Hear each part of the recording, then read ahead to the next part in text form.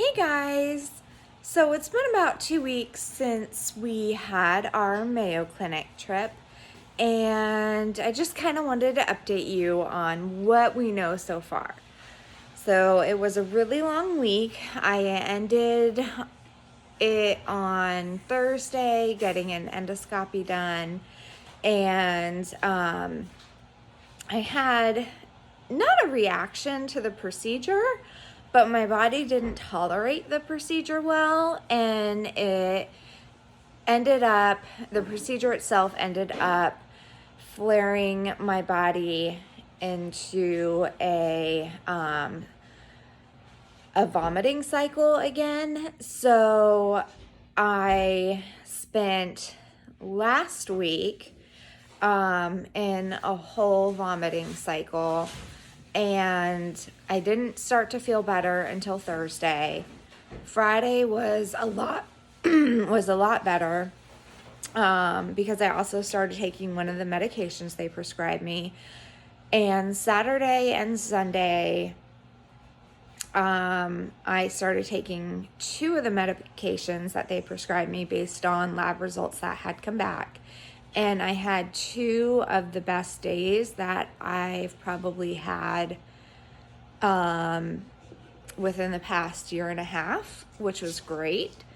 So, and right now, this week has just been like a roller coaster, just up and down, really great day, back to what my baseline is right now.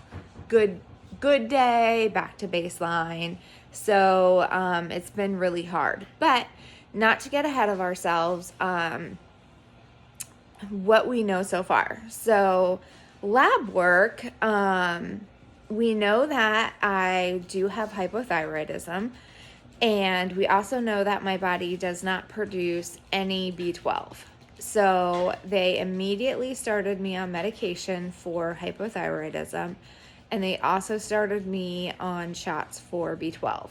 So I'm going to be doing repeat blood work until we can get the dosage for the thyroid issue just right, and my B12 issue just right as well. So that's going to take a little bit to get perfect, but I'm already noticing a difference. So those are the two medications I started taking that made me feel a lot better this past weekend. So that's really good. I feel really hopeful, even if that's the best I get out of all this testing right now. It's way better than I've been feeling. So that's a huge plus. So that's two of the things we found. We did find that I have a super narrow esophagus, and I failed the swallow study, which is why I've been having trouble swallowing and eating food. I have to cut it up super tiny. I've been having trouble with certain textures. And that's a new thing for me. That started after COVID for me. And I had COVID, the flu, and pneumonia at the same time last January. And that started after COVID. So what they do know is that this is caused by damaged nerves and swelling of the esophagus due to those damaged nerves, because of COVID related issues. So I don't know what can be done about that. I haven't had my follow-up appointment yet. I do know that it was caused by COVID. I never had these issues before COVID. I also aspirate a little bit when I swallow liquids and certain textures. So I'm really interested to see what's going to happen with that and how we're going to treat that. We did find diverticulitis in my stomach.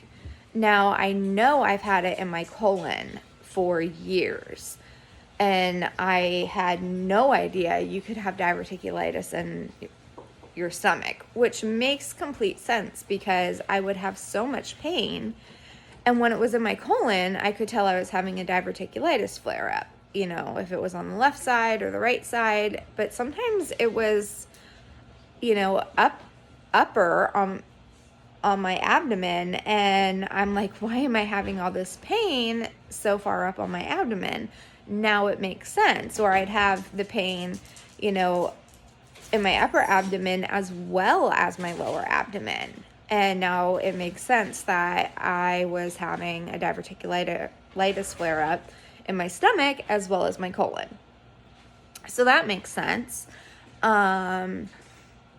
We also found out that my pelvic floor muscles also have nerve damage, and they're not working properly. And we know that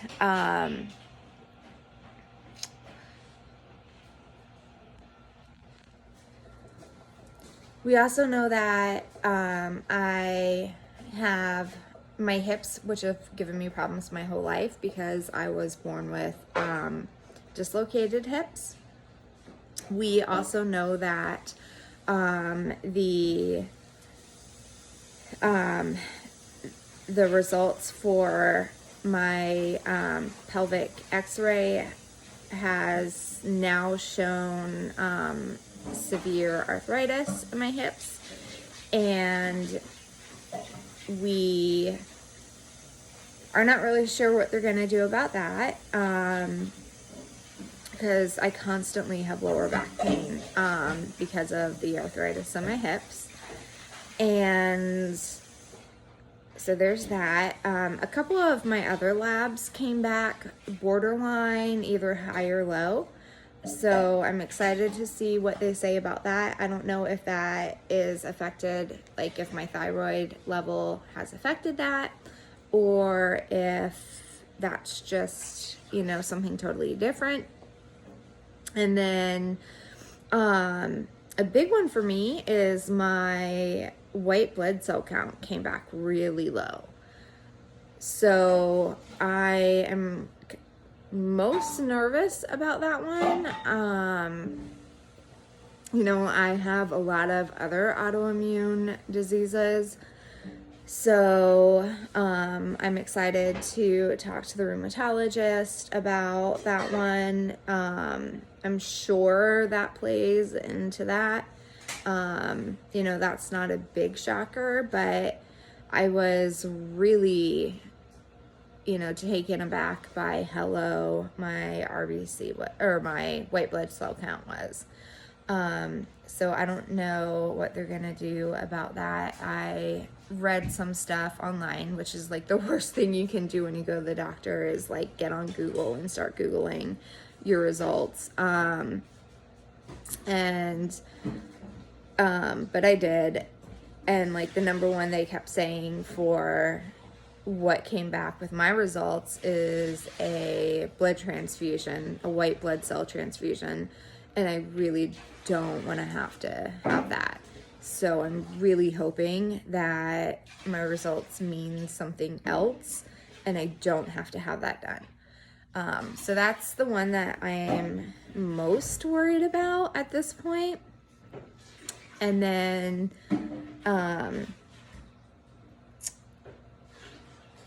babe, what was the other one? Lower back POTS. Oh, yeah. And then they retested me for POTS to make sure that my POTS test that was done is accurate. And it is. I tested positive for POTS, post-oral orthostatic tachycardia syndrome, which is a heart condition. It's a circulatory condition. So definitely have that. I already knew it, but it's just nice to have it reconfirmed. I think the nicest thing about all of this is everything that I've been, and I hate to use the word complaining, but the nicest thing about complaining about all these things the past 8-9 years is that every single test result that came back regarding those specific things confirmed everything I was saying.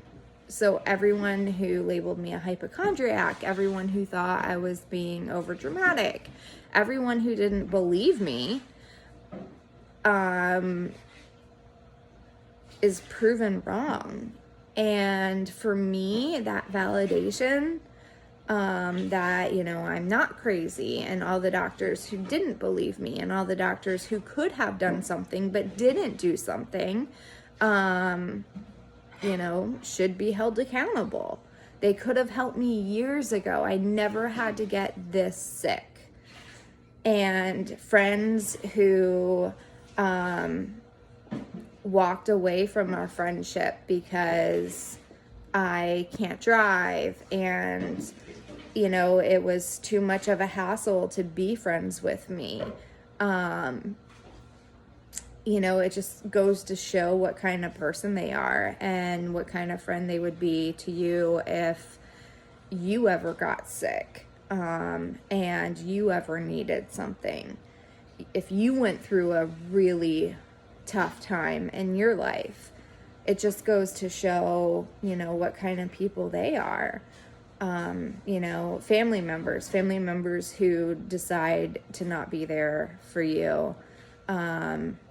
It, you know, goes to show, you know, who they are and who's in your corner and who's not, basically, in life.